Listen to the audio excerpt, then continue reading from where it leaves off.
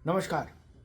Codeine cough syrup मामले में उत्तर प्रदेश सरकार को पुलिस की जांच की आरंभिक रिपोर्ट मिल गई।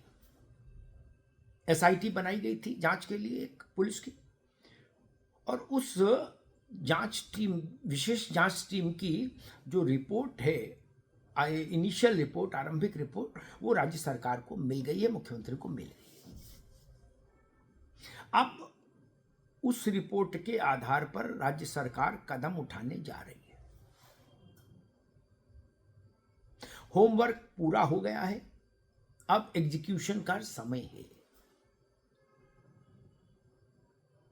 बहुत संभव है कार्रवाई बनारस से शुरू होती दिखे आपको और सहारनपुर तक जाए, ठेठ पूरब से ठेठ पश्चिम। अब छोलिया हो या लोबिया, सफेद चने या काले चने, सब कुछ मजेदार बने। सहारनपुर के बाद तो उत्तराखंड लग जाता है, उत्तर प्रदेश की सीमा पश्चिम में सहारनपुर तक है। तो बनारस से कार्रवाई शुरू होगी और सहारनपुर तक जाएगी। उसमें संपत्ति का ध्वस्तीकरण है, संपत्ति का जब्तीकरण है, सब कुछ है। और विपक्ष के नेता और विपक्षी कार्यकर्ता जो लगातार अपने हृदय की इच्छा बता रहे हैं कि बुलडोजर क्यों नहीं आ रहा, वी वांट बुलडोजर जैसा नारा लगा रहे हैं, उनकी भी इच्छा की पूर्ति का समय आ गया है। वाराणसी से आपको बुलडोजर की घड़घड़ाहट बहुत जल्दी सुनने को मिलेगी, इसी कोडीन कफ सिरप मामले में। जी हाँ, कल मुख्यमंत्री योगी आदित्यनाथ ने विधानसभा के पटल पर भी इस बात का इशारा किया था।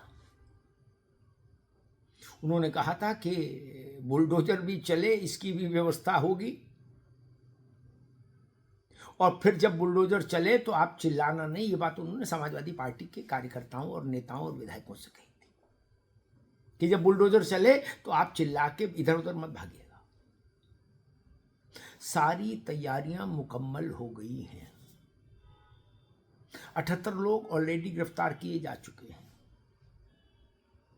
इतनी बड़ी कार्रवाई शायद ही पिछले कुछ समय में हुई हो जितनी ये कोडीन कफ सिरप मामले में हो रही है। राज्यव्यापी छानबीन हो रही है, राज्यव्यापी धरपकड़ हो रही है। 79 एफआईआर दर्ज की गई हैं एक मामले में। सोचिए, 10 फर्म्स के लाइसेंस निरस्त किए गए, जिनमें वो फर्म्स भी हैं जिनको समाजवादी पार्टी के शासनकाल में लाइसेंस मिले थे। तो योगी आदित्यनाथ ने लक्ष्मण रेखा खींच दी है। समाजवादी पार्टी को लग रहा था कि ये कोडीन वाला मसला उठा के शायद वो राजनीति में कुछ बढ़त हासिल कर लेंगे, लेकिन अब जिस ढंग से फ्रंट फुट पर योगी आदित्यनाथ खेल रहे हैं और उन्होंने कमान जिस ढंग से इस पूरे मामले में अपने हाथ में ले ली है, और जो जांच में, आरंभिक जांच में जो संकेत निकल कर आ रहे हैं, वो सब इस ओर इशारा कर रहे हैं कि हो सकता है समाजवादी पार्टी कहीं इसमें संकट में फंस जाए। उसके कुछ नेताओं के लिए असहज स्थितियां पैदा हो जाए।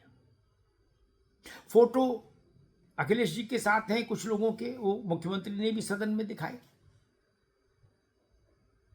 समाजवादी पार्टी के एक नेता के बैंक अकाउंट की संलिप्तता है इस मनी ट्रेल में, ये भी इस्टेब्लिश्ड है, हो रहा है जांच में। इसके आगे भी कुछ खुलासा हो सकता है, और वो खुलासा समाजवादी पार्टी के लिए शर्मिंदगी का कारण भी बन सकता है, क्योंकि मुख्यमंत्री योगी आदित्यनाथ इस कोडीन मामले में अब किसी को भी बख्शने के मूड में कतई नहीं है। जिन लोगों ने कल उनको विधानसभा में बोलते सुना, उनके तेवरों को देखा है, वो मेरी बात से सहमत होंगे। कल उन्होंने कहा था कि ऐसी कार्रवाई करेंगे कि नजीर बन जाएगी, और उसके बाद आप लोग वहां फातिहा पढ़ने जाओगे, फातिहा पढ़ने। लेकिन याद रखना, हम आपको फातिहा पढ़ने लायक भी नहीं रखेंगे। क्या कहा? फातिहा पढ़ने लायक भी नहीं रखेंगे। ये कड़ी चेतावनी है और बड़ी चेतावनी है। फातिहा कब पढ़ा जाता है आप जानते हैं? किसी की मृत्यु पर फातिहा पढ़ा जाता है। कोई फौत हो जाए तो फातिहा पढ़ा जाता है। फौत होना मतलब मौत होना। योगी आदित्यनाथ अगर ये कह रहे हैं कि हम आपको फातिहा पढ़ने लायक भी नहीं रखेंगे, तो इससे आप अंदाज लगाइए कि कार्रवाई कितनी बड़ी होने जा रही है। दिल थाम के बैठिए टाइप का मामला है, क्योंकि योगी जी फ्रंट फुट पर खेल रहे हैं। फ्रंट फुट पर वो हर गेंद पर छक्का लगा रहे हैं। जिस ढंग से व्यक्तिगत तौर पर समाजवादी पार्टी ने मुख्यमंत्री को घेरने की कोशिश की कोडीन कफ सिरप वाले मामले में, अब उसका पलटवार समाजवादी पार्टी को झेलना होगा। तथ्यों के साथ, प्रमाणों के साथ, जांच के साथ। इसलिए योगी आदित्यनाथ ने कल विधानसभा में एक ट्रेलर दिखा दिया। अभी फिल्म नहीं दिखाई है।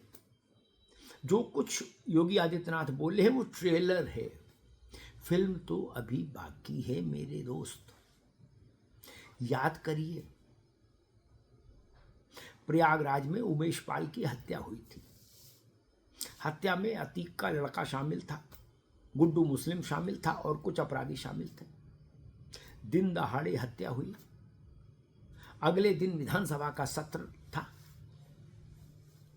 अखिलेश जी तब विधानसभा में ही थे और नेता विपक्ष थे। विधानसभा का सत्र आरंभ हुआ। वो खड़े हुए और उन्होंने मुख्यमंत्री पर निशाना साधा, व्यक्तिगत आक्षेप भी किए और कहा कि कानून व्यवस्था ध्वस्त हो गई है।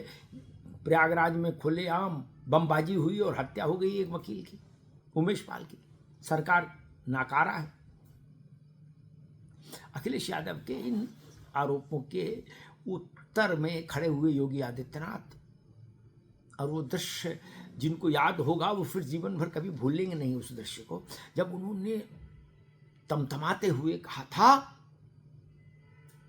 कि मैं शपथ लेता हूं मेरी सरकार माफियाओं को मिट्टी में मिला देगी, मिट्टी में मिला देगी। 2 बार कहा था। पूरे कमिटमेंट के साथ, पूरी प्रतिबद्धता और संकल्पबद्धता के साथ योगी ने ऐलान किया था विधानसभा के पटल पर, इस पटल से कि हम मिट्टी में मिला देंगे माफियाओं को। और उसके बाद क्या हुआ? अतीक मारा गया, उसका भाई मारा गया, उसका बेटा एनकाउंटर में मारा गया जो उमेश की हत्या का अभियुक्त था। मिट्टी में मिल गया सब कुछ। वैसा ही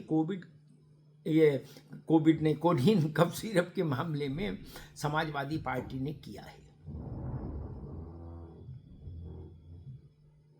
मैं मिट्टी में मिला दूंगा वाले दिन जो तेवर था योगी आदित्यनाथ का, वही तेवर कल उनका विधानसभा में था, जब उन्होंने कहा कि हम आपको फातिहा पढ़ने लायक भी नहीं छोड़ेंगे। यानी फातिहा तो जिनका पढ़ा जाएगा वो तो फौत हो गए, उन्हीं का फातिहा पढ़ा जाएगा। पढ़ने वो लोग जाएंगे जो समर्थक होंगे। इससे संकेतों को बुनिए, समझिए, गुनिए। क्या आहट सुनाई दे रही है आपको? कुछ ऐसी स्थिति बनेगी कि जिसमें कुछ लोगों को फातिहा पढ़ने जाने की जरूरत लगे। और साथ में मुख्यमंत्री ये भी कह रहे हैं कि लेकिन हम आपको फातिहा पढ़ने लायक भी नहीं रखेंगे। अब यहां से चीजों को समझिए कि चीजें कितनी ज्यादा विकट होती जा रही हैं। कोडीन का मसला उत्तर प्रदेश की राजनीति का इस वक्त का सबसे बड़ा मसला है। समाजवादी पार्टी और भारतीय जनता पार्टी की सरकार, राज्य की योगी जी की सरकार, उसके बीच में एक युद्ध जैसी स्थिति, और उसके उस स्थिति के गंभीर होने का सबसे बड़ा सबूत ये कि मुख्यमंत्री ने कल ऐलान कर दिया कि ऐसा कदम उठाएंगे जो भविष्य के लिए नजीर बन जाएगी। और आप जानते हैं योगी आदित्यनाथ ने जब जब अपराधियों के मामले में ऐसे वचन दिए हैं देश और प्रदेश को, तब तक उनकी सरकार ने और उन्होंने अपने वचन को पूरा जरूर किया। मिट्टी में मिला दें का प्रसिद्ध वक्तव्य आपको याद ही होगा। अब ये दूसरा है कि ऐसी सजा जो नजीर बन जाएगी। एक था मिट्टी में मिला देंगे और दूसरा अब लेटेस्ट ऐसी सजा देंगे जो नजीर बनेगी। और लोग फातिहा पढ़ने जाना जो चाहेंगे वो फातिहा पढ़ने लायक भी नहीं रहेंगे। इस बात को समझिए, तीर निशाने पर लगा है। निशाना कौन है और तीर किसका है ये बताने की जरूरत नहीं, सब जानते हैं। धन्यवाद। दादी के हाथों का जादू और खुशबू से महकता घर, माँ की मुस्कुराहट और खाने की सुगंध। MDH गरम मसाला, क्योंकि हर रिश्ता है स्वाद से जुड़ा।